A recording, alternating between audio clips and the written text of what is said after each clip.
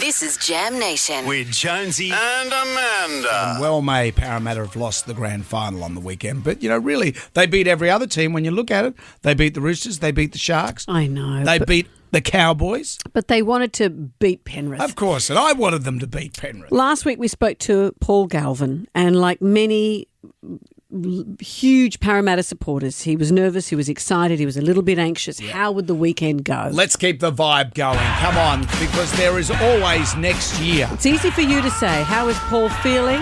Hello, Paul. How are you feeling?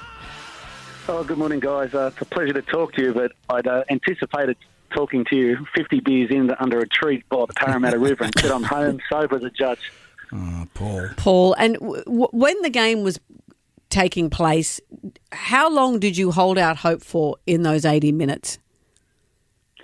I think it's that halftime hooter. It killed us every time. I'm a big believer. I thought it was this century third time lucky, and then I realised it was the old things happen in threes. And when I saw we were nil again at half-time for the third grand final this century, I just went, oh, no, here we go again. And that's where my heart broke for you. And I was reading in the newspaper on the weekend, someone had written Parramatta was doing so well until Clint Gutherson kicked off to start the game. We were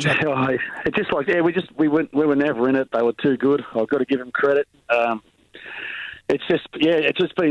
It's been hard, just for 24 hours, and that's why you guys were so nice. I think you're the only call I've taken over the last 2 days. You made me feel so welcome, and I just also want to say I've met a lot of nice people over the last week that came up, got photos, told me the Parramatta story, and probably up until kickoff, I'll be honest, I think it was the greatest week of my life. Yeah. And that's the thing about grand final football.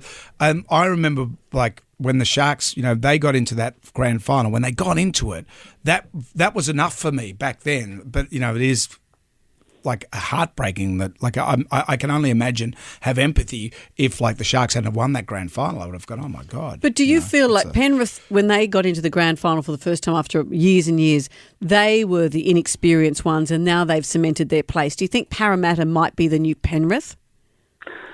Oh, you'd like to hope so, but like I just heard Jonesy say, but maybe next year. I've been hearing it now. I'll be hearing it for the 37th time. Yeah.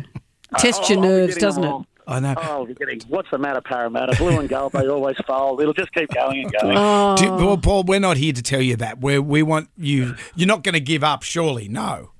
No, don't worry. The draw will be out in a few weeks, and the flight preparation and hotel bookings will start again, and I'll keep going. I'm not going to finish until I get there. Good on you, mate. Oh, it must be testing your nerves. Well, Paul, we were so taken with you. Thank you for taking our call this morning. You embodied all the things that are great about rugby league, and Parramatta, we should be very proud to have you as their chief supporter.